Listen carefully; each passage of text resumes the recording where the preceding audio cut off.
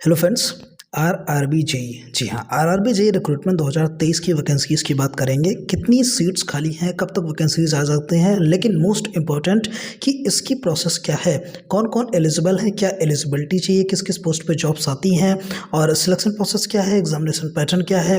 क्योंकि आपकी 2024 में ऐसा हम कर सकते हैं कि 2023 लास्ट या 24 स्टार्टिंग तक आपकी आरआरबी जेई की वैकेंसीज देखने को मिल जाएंगी। तो जो प्रिपरेशन करने में समय लगता है वो कम से कम आपको जो है 10 से 12 महीने का लगता है पूरा सिलेबस खत्म करने में, क्योंकि काफ़ी ब्रॉड सिलेबस होने वाला है। कोई भी नोटिफिकेशन आता है तो उसके 2 से 3 महीने के अंतर्गत आपके एग्जामिनेशंस हो जाते हैं, लेकिन जिसके एग्जामिनेशंस सिर्फ पहले से यहाँ पे तैयारी किया होता है, प्रिपेयर किया होता है, उसी के यहाँ पे सिलेक्शन हो पाते हैं। जो सोचता है कि 2 महीने में कर लेंगे, उसके नहीं हो पाते हैं। फिलहाल यहाँ पे चलिए स्टार्ट कर लेते हैं।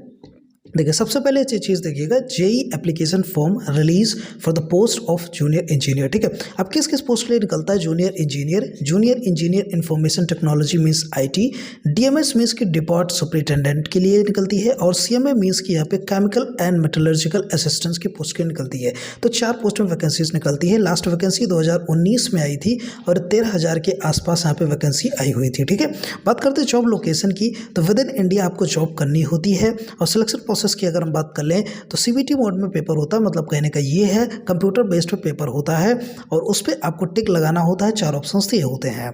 नेगेटिव मार्किंग भी आपको देखने को मिल जाती है, 1/3 की नेगेटिव मार्किंग यहाँ पे होती है। देखिए, सीबीटी मोड 1 पहला पेपर होगा, दूसरा पेपर सीबीटी मोड 2 होगा। आपको कुछ ऐसे में डिटेल बता दूं, जो सीबीटी 1 होता है भाई साहब, ये आपका होता है 40% मिनिमम आपको पासिंग मार्क्स जनरल वालों को चाहिए, 38% जो है यहाँ पे ओबीसी वालों को चाहिए। ठीक है, अब देखिए इसका मतलब ये है कि सीबीटी 1 सिर्फ पासिंग मार्क्स चाहिए, तो आपको कोई ज़्यादा यहाँ पे नंबर लाने की ज़रूरत नहीं है। 60% ले आए, 80% ले आए, 100% ले आए, ऐसा कोई ज़रूरत नहीं है। सबको एक समान माना जाएगा, क्योंकि ये सिर्फ क्वालिफाइंग नेचर है। ठीक है, मेन एग्जाम आपका सीबीटी 2 है। पहले सीबीटी 1 की अगर हम बात करें तो इसमें सिर्फ और सिर्फ नॉन टेक्निकल आते हैं। सीबीटी 2 में टेक्निकल भी आपको देखने को मिल जाते हैं, 100 क्वेश्चन, और सारी डिटेल आपको एग्जामिनेशन पैटर्न में बताता हूं। फिर डॉक्यूमेंट वेरिफिकेशन होता है और फिर मेडिकल एग्जामिनेशंस देखने को मिल जाते हैं।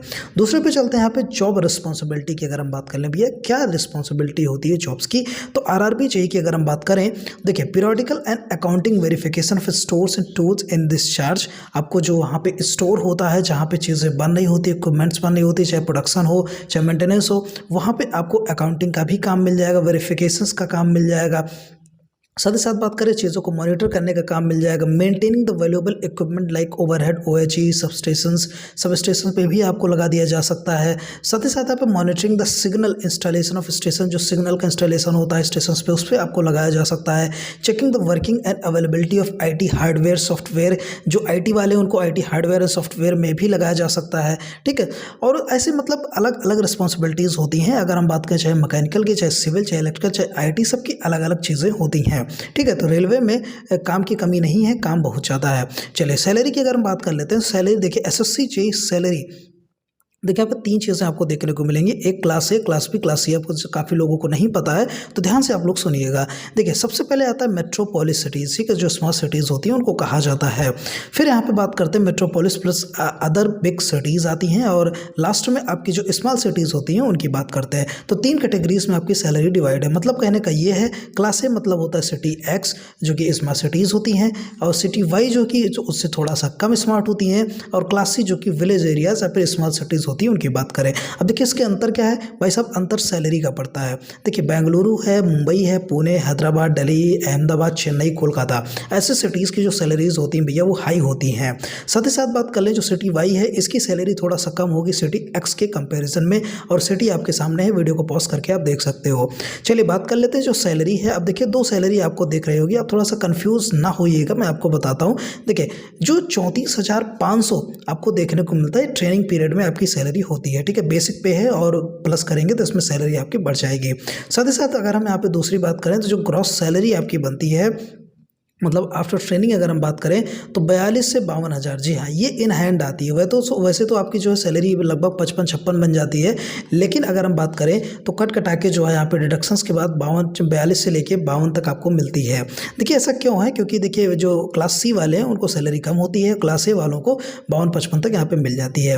ये सैलरी आपकी जाती है 1,17,000 के आसपास तक आपकी सैलरी जो है चली जाती है, मैक्सिमम सैलरी अगर हम बात करें प्रमोशंस वगैरह लेके। ठीक है, अब क्या क्या प्रमोशंस होते हैं वो भी मैं आपको बताने वाला हूँ। ठीक है, अब देखिए जिनकी भी सिटीज़ इसमें नहीं है वो सिटीज़ जेड में आते हैं, उनकी सबसे कम सैलरी यहाँ पे होने वाली है। चलिए सारी चीज़ें डिटेल में आप जान पाओगे तो वीडियो को लाइक ज़रूर कर लीजिएगा। देखिए बात करते हैं यहाँ पे class A, class B, class C. देखिए कुछ यहाँ पे अलावेंसेस भी मिलते हैं, मीन्स की महंगाई भत्ता जैसे आपको मिल जाएगा यहाँ पे डीएनएस अलावेंस। ठीक है, और बेसिक पे आपकी देख सकते हैं 13,500, महंगाई भत्ता 16,875 है। ठीक है, स्मार्ट सिटीज़ की बात करें, HRA मीन्स हाउस रेंट मिलता है 4,050 रुपये, 30% होता है बेसिक पे का। स्मार्ट सिटी में 20% आपका नॉर्मल सिटीज़ में, एंड जो विलेज एरियाज है उसमें 10%।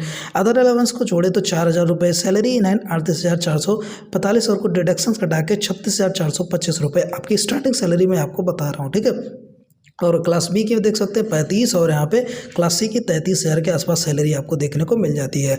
ये कुछ डिटेल्स हैं। जैसे कि आरआरबी जॉब प्रोफाइल की बात करें तो जैसे कि मैंने कहा कि अलग अलग जॉब प्रोफाइल्स में अलग अलग वर्क हैं, तो आप देख सकते हैं सिविल, मैकेनिकल, इलेक्ट्रिकल। आप वीडियो को पॉज कर लीजिए, नहीं तो स्क्रीनशॉट लेके आप इसको पढ़ सकते हैं क्या क्या काम आपको करने पड़ सकते हैं। आगे चलते हैं। एलिजिबिलिटी की बात करें, 18 से 33 साल वाले इसको भर सकते हैं। अगर आपने डिप्लोमा या डिग्री इन इंजीनियरिंग कर रखा है, 3 साल का कोर्स, अपियरिंग वाले नहीं डाल सकते, जो पास्ट वही डाल सकते हैं, तो आप इसके लिए एलिजिबल हो। चलिए CBT 1 की बात करें तो इसमें मैथ्स और जीएस आपकी और जनरल अवेयरनेस, साथ ही साथ आप रीजनिंग और जनरल साइंस आपको देखने को मिल जाता है। 30-30 आप क्वेश्चंस आते हैं और 30-30 मतलब एक एक नंबर के क्वेश्चंस होते हैं। 100 क्वेश्चन 100 मार्क्स और 90 मिनट आपको मिल जाते हैं, जो कि काफ़ी सफिशियंट है। नेगेटिव मार्किंग 1/3 की यहाँ पे हो जाती है।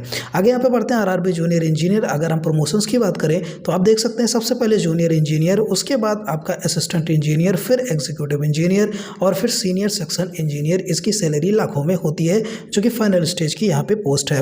एग्जामिनेशन पैटर्न की बात कर लें यहाँ पे CBT 2।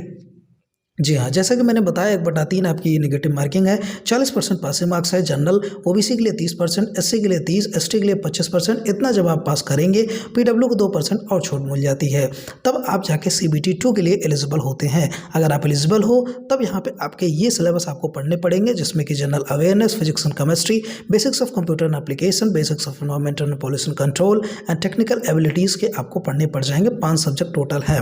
जनरल अवेयरनेस से 15 क्वेश्चन, फिजिक्स केमिस्ट्री से 15 है, कंप्यूटर एप्लीकेशन से 10 है, बेसिक एनवायरनमेंट से 10 है, लेकिन टेक्निकल एबिलिटी से 100 क्वेश्चंस देखने को मिल जाएंगे, जो कि मोस्ट इंपॉर्टेंट चीज़ यही है। यहाँ पे सिलेक्शन आपको यही दिलाएगी। ठीक है, तो 150 क्वेश्चंस है, 120 मिनट आपको देखने को मिल जाएंगे और नेगेटिव मार्किंग मैंने आपको बता ही दिया। ठीक है, अब देखिए अगर हम सिलेबस की बात करें, जो मैथ सिलेबस है, जैसे पेपर 1 की अगर हम बात करें तो उसमें नंबर सिस्टम, बेडमास रूल है, decimal fraction, LCM, HCF, ratio, proportion, percentage, mensuration, time and work, time and distance, simple compound interest, profit loss, algebra, geometry, trigonometry, statics, square root, age और calendar, clock, pipe system, ये सारी चीज़ें देखने को आपको मिल जाती हैं।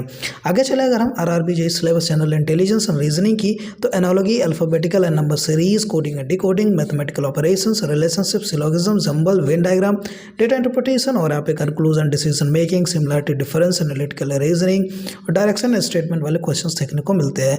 जनरल अवेयरनेस में क्या है कि नॉलेज ऑफ करंट अफेयर्स आपको पूरा पकड़ना है भैया, 1 साल का पुराना सारा पढ़ लेना है। इंडियन ज्योग्राफी से आएगी सवाल, culture and history of India से भी आएगा, Indian polity and constitution most important questions आते हैं, इंडियन इकोनॉमी से आते हैं, इन्वायरमेंटल इशूज से आते हैं, जैसे कि इंडिया और वर्ल्ड की बात करें, या फिर स्पोर्ट कोटा के क्वेश्चंस होते हैं, जनरल साइंटिफिक क्वेश्चंस होते हैं। तो ये सारी चीज़ें, कोई डेवलपमेंट है, कोई रिसर्च है, ये सारे क्वेश्चन आपको देखने को मिल जाते हैं जनरल अवेयरनेस में। साथ ही साथ बात कर लें अगर हम बेसिक कंप्यूटर एप्लीकेशन, ये आ गया आपका CBT 2 मोड में। तो इसमें देखिए कंप्यूटर्स और उसके कुछ आर्किटेक्चर, मीन्स की नॉर्मल कंप्यूटर आती है, बेसिक अगर आप कंप्यूटर को जानते हैं तो फिर आसानी से मतलब कंप्यूटर क्वेश्चन आप कर लोगे। ठीक है, जैसे कि MS ऑफिस है, इनपुट आउटपुट डिवाइस है, storage, operating system, internet, email है, वेबसाइट क्या होता है, web browser, networking, computer virus, ये सारी चीज़ें आप आसानी से कर सकते हो और आपको बेसिक आता है।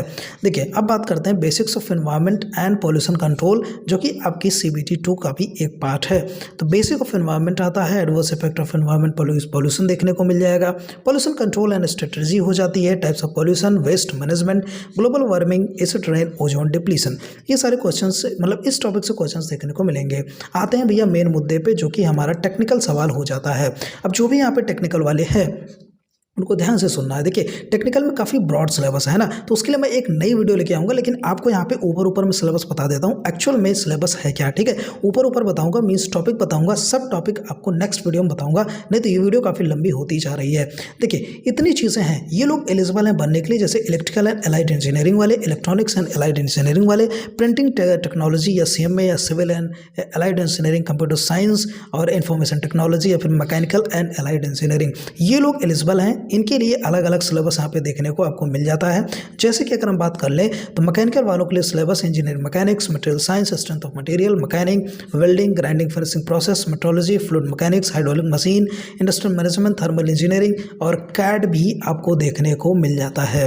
ठीक है, आगे चलते हैं। यहाँ पे देखिए ये इंफॉर्मेशन टेक्नोलॉजी का है, PC सॉफ्टवेयर है, कंप्यूटर फंडामेंटल्स है, C language, computer organisation, information system, data structure using C++, DBMS fundamentals है, सिस्टम प्रोग्रामिंग, ऑपरेटिंग सिस्टम, मतलब कई सारे यहाँ पे सिलेबस हैं। काफ़ी डिटेल में ये मैंने यहाँ पे लिखा हुआ है, आपको थोड़ा सा इसको HD क्वालिटी कर लीजिएगा, नहीं तो जब डिटेल में बात करेंगे तो उसके लिए मैं बात करूँगा। ठीक है, साथ ही साथ देखिए अब इसी तरीके से कंप्यूटर साइंस के बाद यहाँ पे आपकी इलेक्ट्रॉनिक्स के बारे में बात कर लूँ तो इलेक्ट्रॉनिक कंपोनेंट्स एंड मटेरियल से आते हैं, device and circuit, micro controller या माइक्रो प्रोसेसर, इंटीग्रल सर्किट्स या फिर डिजिटल इलेक्ट्रॉनिक्स या फिर इलेक्ट्रॉनिक मेजरमेंट या फिर कम्युनिकेशन इंजीनियरिंग या फिर data communication and network, computer programming, basic electrical engineering, ये सारे सवाल देखने को मिल जाते हैं। अब देखिए सिविल की बात कर लें तो कैड भी है, यहाँ पे भी है, मैकेनिकल में भी था, जियो टेक्निकल है, hydraulics, irrigation, concrete structure, highway, environment, transportation engineering, mechanic, building construction, building material, ये सारी चीज़ें सर्वेइंग तक आपके सिलेबस हो जाते हैं। ठीक है, इन डिटेल डेप्थ में हम बात करेंगे, लेकिन ऊपर ऊपर से आप लोग जान लीजिए। देखिए लास्टली अगर हम यहाँ पे बात कर लें तो अश्विनी वैष्णव जी को आप लोग जानते होंगे, ये रेलवे मिनिस्टर हैं और इन्होंने सदन में जो है डेटा रखा है कि लगभग 2.5 से 3 लाख पद रेलवे के खाली हैं और जल्द से जल्द नियुक्ति, मतलब ऐसा कह सकते हैं कि फॉर्म निकालने की प्रक्रिया चालू की जाए, ये चीज़ इन्होंने सदन में रखी थी अपनी बात को। तो ऐसे में जो है यहाँ पे आयास लगाए जा रहे हैं कि 2024 या 23 की लास्ट तक चुनाव का मुद्दा भी है, तो वैकेंसीज काफ़ी अच्छी मात्रा में आ सकती हैं। तो ऐसी वैकेंसीज नहीं आएंगी कि हाँ भैया 1300 1400 SSC JEE की तरीके नहीं आती है ना। SSC अगर JEE की अगर हम बात कर लें तो ये भैया ग्रुप D की आपकी जॉब है, लेकिन वहीं पे अगर हम RRB JEE की बात कर लें तो ये आपकी ग्रुप C की जॉब है, far better than SSC JEE। जी हाँ, RRB JEE is far better than SSC JEE। तो अभी से आप लोग को प्रिपरेशन स्टार्ट कर देनी है, जैसे ही वैकेंसीज आएंगी मैं आपको इसी चैनल के माध्यम से बताऊँगा और यहाँ पर जो डिटेल सिलेबस है ये भी आपको कल या परसों में वीडियो मिल जाएगी। ठीक है, इस वीडियो को ज़्यादा से ज़्यादा शेयर करिएगा अपने दोस्तों के पास जो परेशान है SSC JEE की जो वैकेंसी है ये उसको लेके, क्योंकि काफ़ी ज़्यादा कम, मतलब कम वैकेंसीज़ हैं ऐसा हम लोग कह सकते हैं और समय भी काफ़ी कम बचा हुआ है, लोग प्रिपरेशन नहीं कर पा रहे हैं और जो इंजीनियर बनना चाहते हैं उनके लिए काफ़ी अच्छा प्लेटफॉर्म होता है RRB JEE। जी हाँ, सैलरी भी काफ़ी अच्छी होती है as compared to SSC JEE। ठीक है, तो चलिए मिलते हैं नेक्स्ट वीडियो में और वीडियो को शेयर करिएगा, लाइक करिएगा, नए सब्सक्राइब करिएगा। जय हिंद।